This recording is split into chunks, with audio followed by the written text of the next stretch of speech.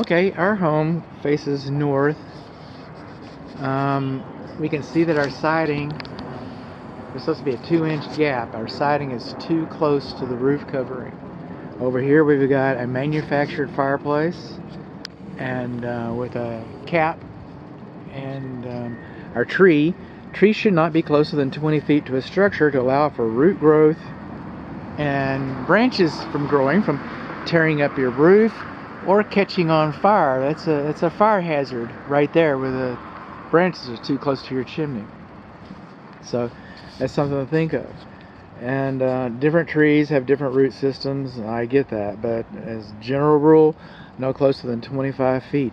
The roots can extract the moisture that your foundation needs to perform as it should. The roots can grow and push your foundation and cause it to fail.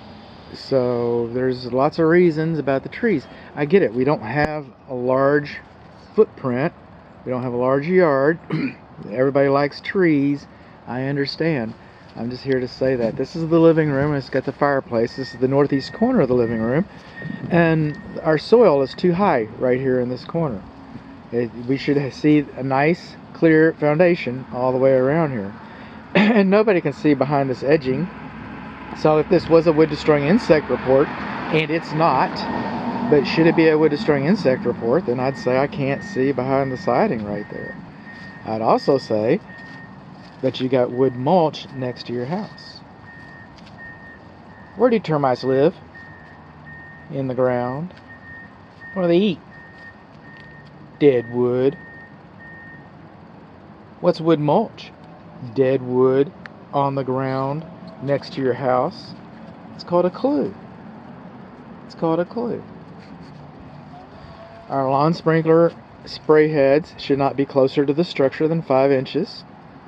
And the siding is starting to show signs of its age. We got a little bit of wear and tear right in there. See that?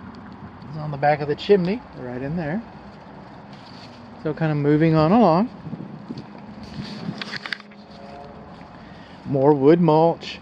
There's our sewer cleanouts. This is our front porch. Okay, these little metal plates at the top of our square windows, those are called lintels, and they hold the brickwork up. And they're not supposed to rust. When metal rusts, not only does it get weaker, but when metal rusts, it expands. If it expands, it's going to start cracking your brickwork. So I believe these were painted at one time, but now we need to come back and we need to paint our lintels. Our edge flashing, this is drip edge flashing and this is rake edge flashing. Our flashing is supposed to flap a minimum of 2 inches. Right there. Can you focus on that? Will you focus for me? I paid extra for... Okay, that gap. Water can curl a minimum of 2 inches. Water can curl up inside that gap right there. That gap right there. Hillbilly home inspections. Coming along here, we can see the ramifications of our siding being too close to the roof covering.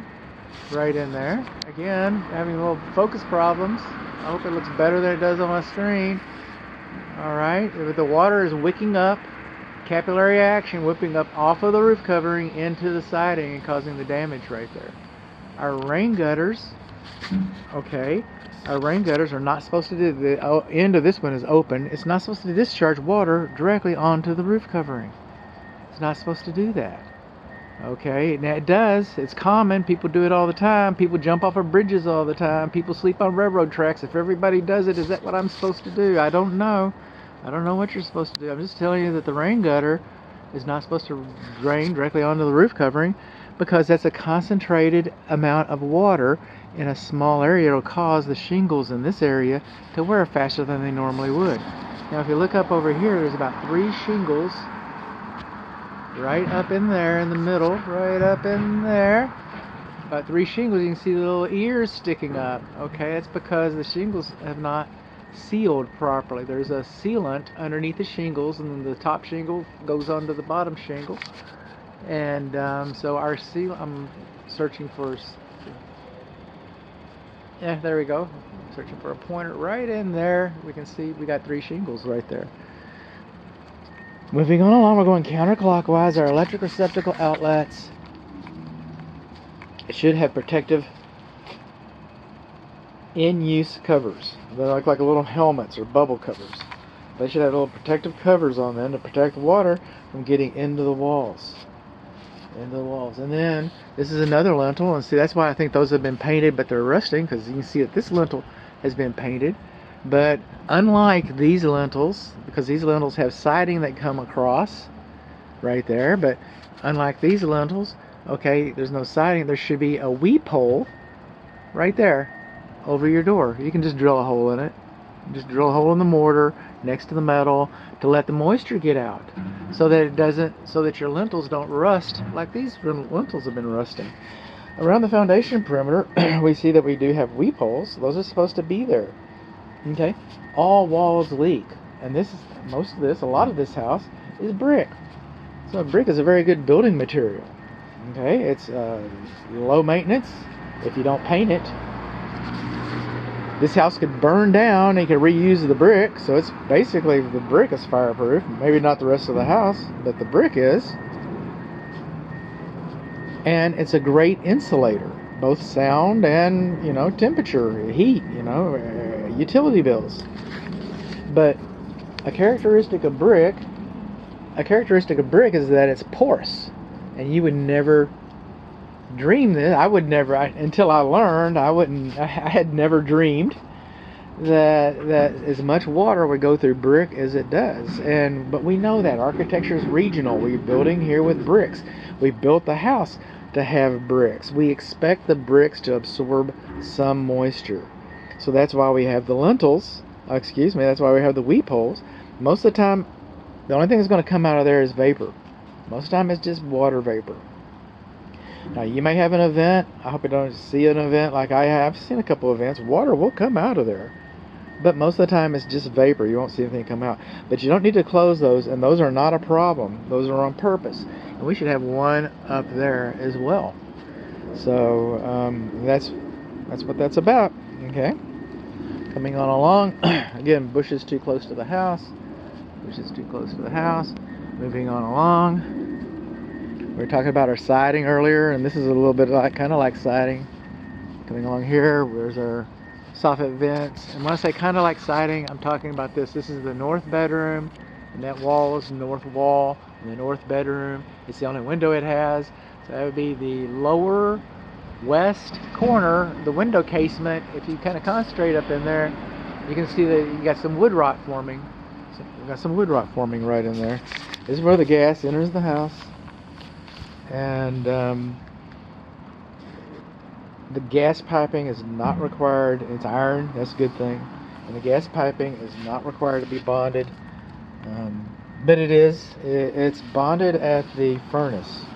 Now, is that enough? I don't know. But that's what we have. And these little circles, that tells us that this is a post-tension slab foundation. Post-tension slab. There's a couple different types. There's different types of post-tension slabs, and I don't know which type this is, but what this tells us is that steel cables are running through your foundation slab, and when they tighten them, it makes it a gajillion, hundreds, whatever, several more, much more sturdy than if it hadn't had that. So it's a good thing that we have a post-tension slab foundation. That's good news. It's good news to have. Coming along here, we got our soffit vents. We do not have a rain diverter over our condensing unit.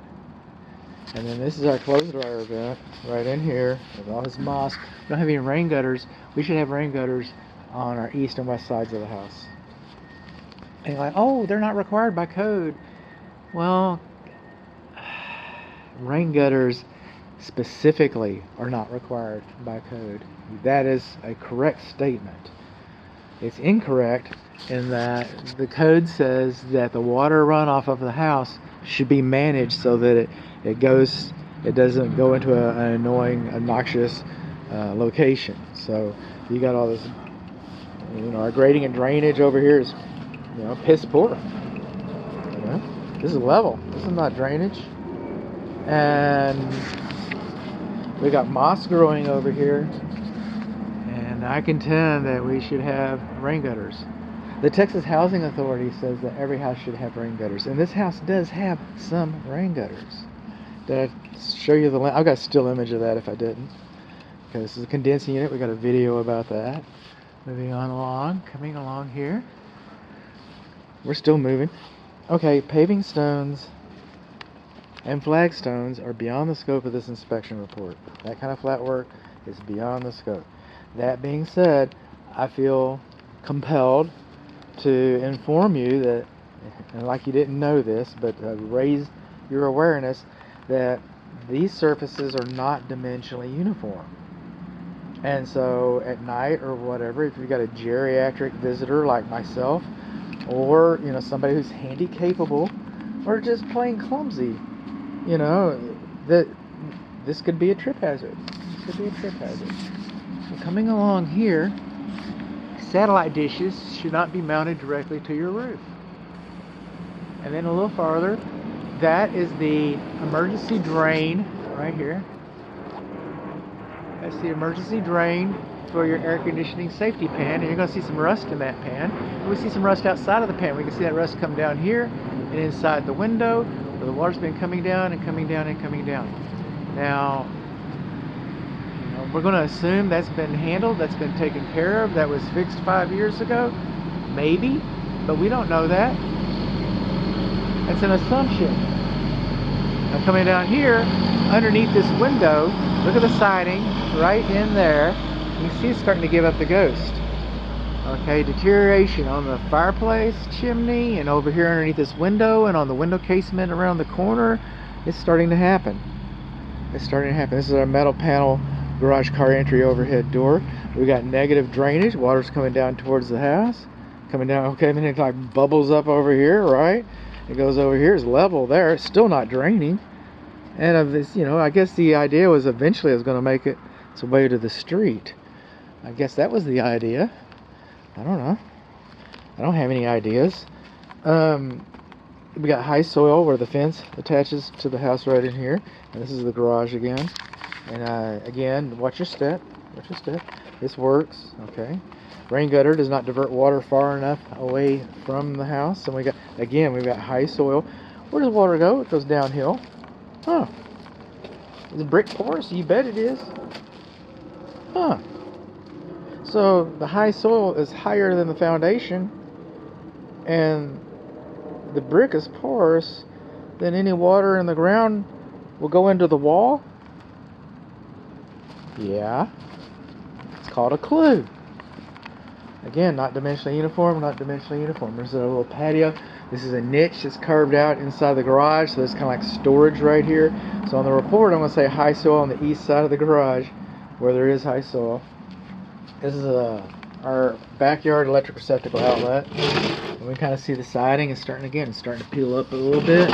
Well, it's just peeling up a little bit. It's peeling up because this siding has is like a fence. They all have averages, lifespan averages. This brick will last as long as the brick will last forever, maybe. Our idea of forever in our lifetime. How about that? It'll last our lifetime. But this siding's not going to. And then we got a little bit of wood rot right up underneath there. So that's kind of forming. Okay. These are things we need to pay a little bit of attention to. Make sure we know what's going on. Again, not dimensionally uniform. I like the fact that they put the grill out away from the house. That was some good thinking. Okay, moving on along. That soil's a little bit on the high side. Sprinkler heads are a little closed. And then we got another loose shingle right over there. Right, that's called a cricket behind the fireplace chimney. Some people call them saddles, call it what you will, but that little black thing, you're looking at the bottom side of a shingle. So the shingle's pulling up right there. And that's where we started, on the side of the fence. I'm not going to wade through this mud today, but that gives us, and see, we don't have rain gutters. Okay, see the water hits here. See the yellow tint? That's the water coming off and splashing on the soil, splashing the water back onto your roof. You need to manage the water runoff of your roof better, because even though these walls were designed, they knew that these walls were going to accept water, and that's why we put the weep holes there. We weren't expecting the lawn sprinkler systems to hit them every day. They weren't designed for that. So I'm going to check the lawn sprinkler system. But just for example, we do not lawn sprinkler hitting it every day. It was not designed for that. Water running off of the roof, hitting the ground and splashing back up onto the wall. All that water coming off of all that plane of the roof right there, coming down and splashing and coming back. The building was not designed and built to handle that kind of stress.